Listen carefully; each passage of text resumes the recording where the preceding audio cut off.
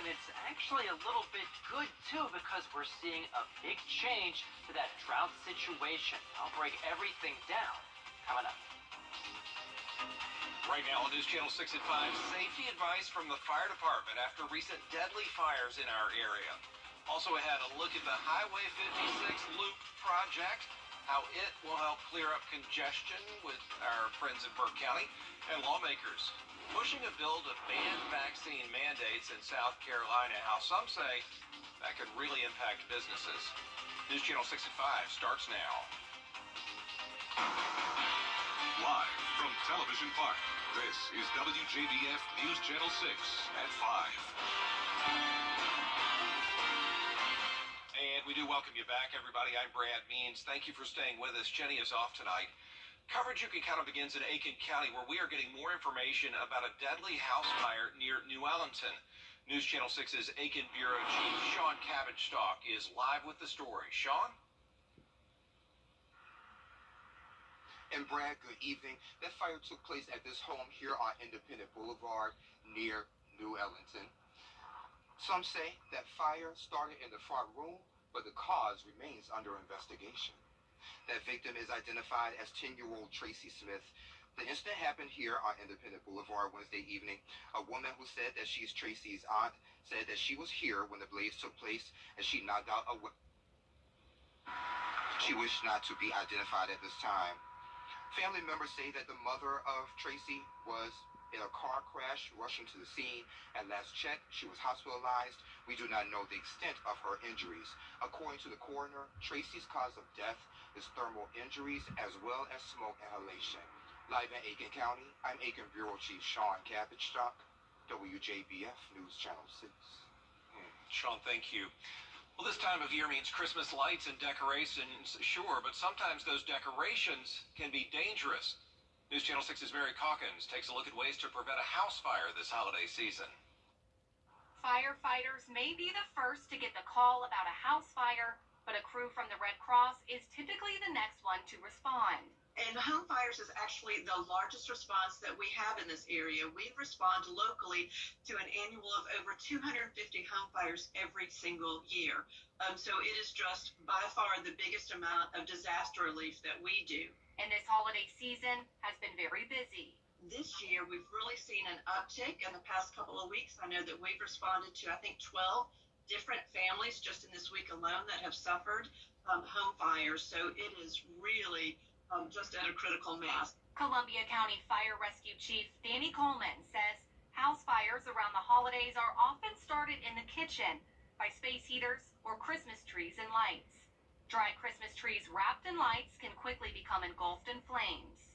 Keep the tree watered. That's really, really important. You actually have increased the danger in your house during Christmas time, so to prevent any fires from occurring, it's best to have LED lights. On redcross.org, you can find a checklist to help you prevent a fire in your home. And Chief Coleman says the best way to be prepared is to install a smoke detector. Smoke detector is the cheapest insurance policy you can have. Smoke detectors should be tested once a month and the batteries changed twice a year. So people that have a working smoke alarm have double the chance of getting out safely if a home does happen to catch fire. In Augusta, Mary Calkins, WJBF News Channel 6. Meteorologist Ryan. Get to where you're going safely, and that's what we want for you guys. Back to you, Brad. Ryan, thanks. A new road is soon going to be built in Waynesboro to help out with traffic caused by those big trucks.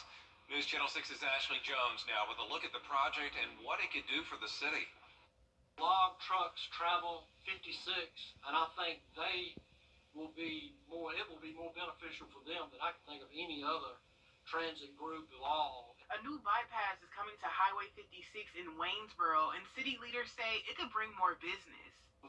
Anytime you're widening any kind of road, you're going to bring commerce in that you hadn't even thought of before because it's accessible back to Waynesboro and so forth. Dick Bine is a city council member and also a school bus driver. He says he knows firsthand the traffic headaches that come from driving on the narrow road. Because of the port in Savannah, we've got so many more trucks that are headed west, south, and north, and west and south that are going to come through Waynesboro. The project was brought in on the local level with the Transportation Investment Act, along with several other road projects. It was voted in by the CSRA back in 2012. Kyle Collins with the Georgia Department of Transportation says safety is the biggest goal of this project. Definitely better traffic operations and giving an additional route for larger vehicles to take in and around the city to try to mitigate some of the delays coming directly through downtown. The new road will feature 2 lanes, a roundabout at the intersection of 56 and 24, a stop sign for Quaker Road approaches, and a stop sign at the existing US 25. It's going to be a brand new build. It's going to go all Glover Lane, loop around, and then tie back into the bypass US 25 north of that location. The new route will stretch for a little more than 2 miles, and Collins predicts that it will speed up commute time, not just for truckers, but for drivers there too.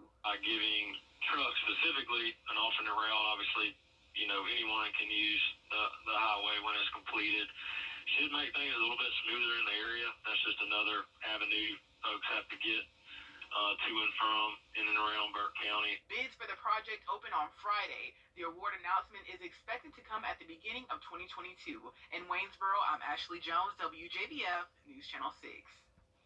There is a new push to add streetlights on Jimmy Dias Parkway in Augusta. There are not a whole lot of lights on that highway that connects Fort Gordon to I-20 in several neighborhoods. And it does get very dark at night. Augusta Commissioner Catherine Smith McKnight is working with the city's engineering department on this. They think they're going to need 150 lights out there, and it'll cost nearly $2 million. It's very dangerous. You can't really see. You don't know. And then fog at night, sometimes it get really foggy here. We can barely see.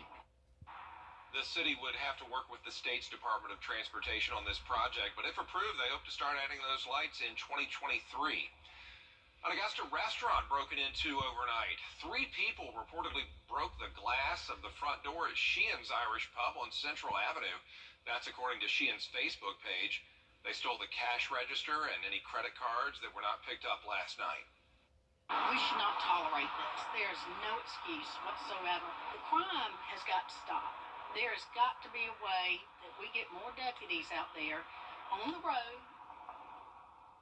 Well, with the help of neighbors, Sheehan's got the broken glass cleaned up, and they had new glass installed in just 3 hours. A bill that would ban some from enforcer cases that have gone unsolved. And tonight, we're going to take a look back at some of those cases. Stay with us.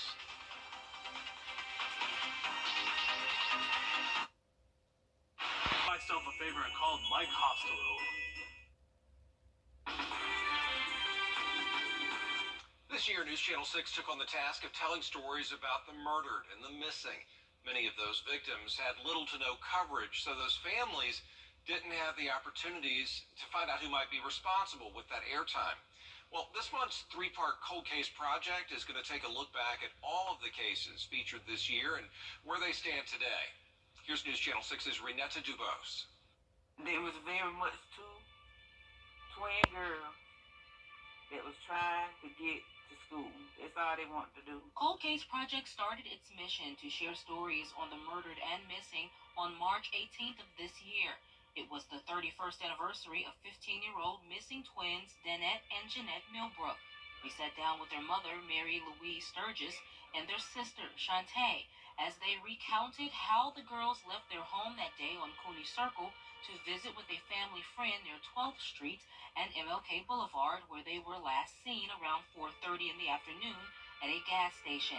Since we aired that story, we can now share that with the help of crowdsourcing from the Fall Line podcast, which has followed the story for many years, the family was able to hire a private detective. In the past year, he's made some progress following leads. Lauren Norton with Fall Line tells us the investigator supplied by the nonprofit Private Investigations for the Missing is still actively working on the twins' case and has been in Augusta and other areas throughout the summer and fall to follow up on leads and conduct interviews. I drove around North Augusta and Aiken hours and hours and hours and hours and hours and hours on the weekends. Looking for that car. For the family of Reverend James Ivy, a pastor and businessman in Aiken County, it's been the vague description of a black man with green gloves who got away with armed robbery murder in a black car. why somebody would do that to a member of, a clergy member, somebody that gave so much to his community. Reverend Ivy owned a used furniture store on Jefferson Davis Highway in Langley, South Carolina. On October 9, 1998, a witness says the killer came inside Jim's used furniture store, grabbed household items, and used them as weapons to kill Ivy. Since the story aired in April, we gained access inside what used to be Ivy's store. And even the exact location where Ivy was attacked and murdered inside. A man calling himself one of Reverend Ivy's friends called Cold Case Project months after the story ran. He says he believes he saw someone who fit the description of the suspect several weeks before the murder inside the store. I watched him come in and start walking around, and I came back to see Mr. Ivy, and I said, Mr. Ivy, this man just came in the store with a pair of heavy-duty rubber gloves on with a heavy-duty wristband. I said, that doesn't seem to me to be proper. Has he come here to harm you in some way or rob you?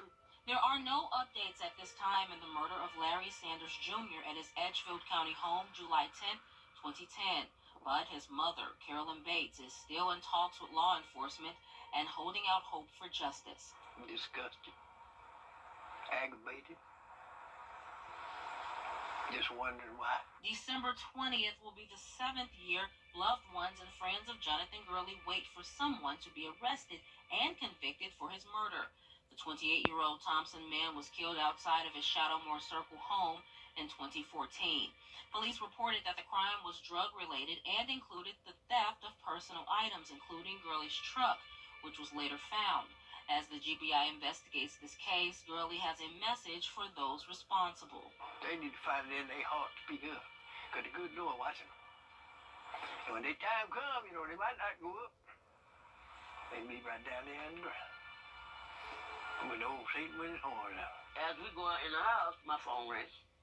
And the girl on the line said, you need to get the house when Trentman just got shot.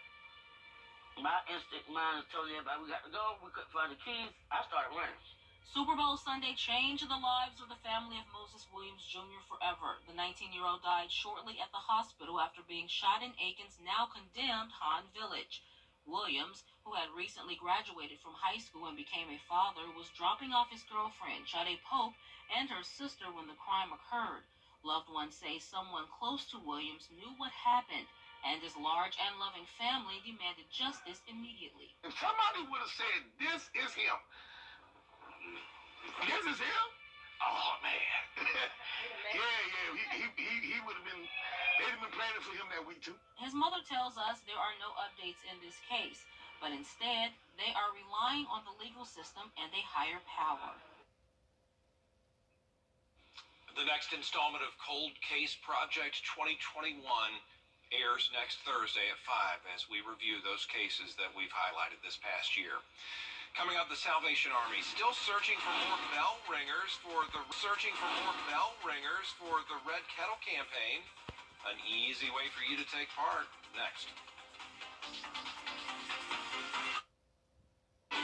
We've seen great conditions. Christmas bread looks absolutely fantastic.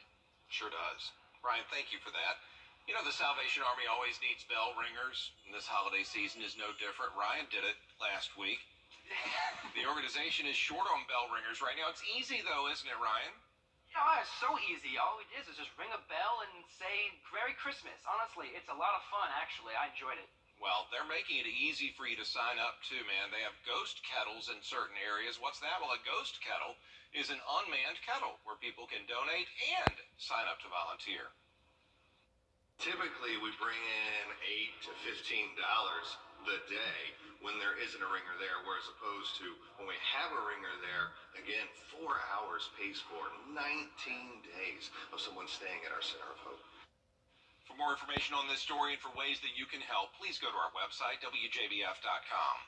Still ahead, honoring our fallen heroes. Of all those details coming up. Right now on News Channel 6 at 5, details on a new program in Richmond County schools designed to help students dealing with trauma. We'll show you how the Handle with Care program works. Plus, recent accidents are shedding light on driving conditions on Mike Padgett Highway as safety becomes a concern for drivers. Also ahead, President Joe Biden in Orangeburg, South Carolina today, speaking at South Carolina State's graduation. What he told new graduates about their futures.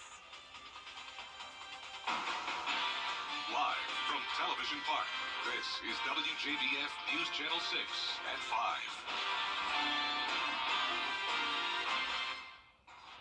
Welcome to News Channel 6 at 5. I'm Mary Calkins. Brad and Jenny had the night off. A new program begins today for children in Richmond County who have experienced trauma.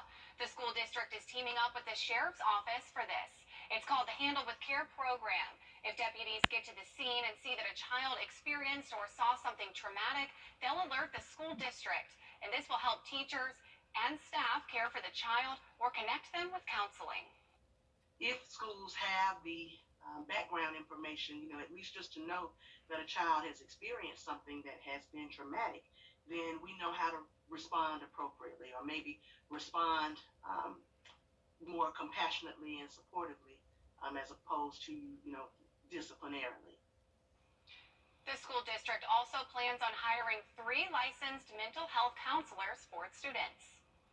And safety is becoming a concern again on Mike Padgett Highway. That's after one woman died on that road, and just a few days ago, an F-150 truck drove through the wall of a tractor equipment store. Now people are pointing to reckless driving for the recent collisions. News Channel 6's Ashley Jones has more.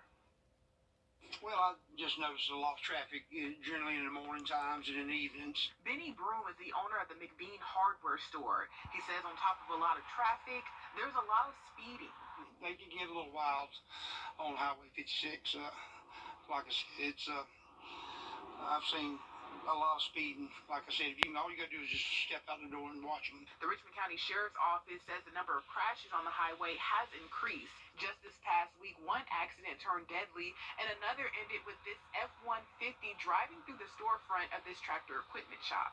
And there's a lot of reckless driving that I see. Over the years, the Georgia Department of Transportation has made several changes to the route, including repaving, widening, and reconstructing. That's cost the state millions of dollars to ensure the safety of drivers. Augusta Commissioner Brandon Garrett points to a lack of law enforcement on that road for the total disregard of traffic laws.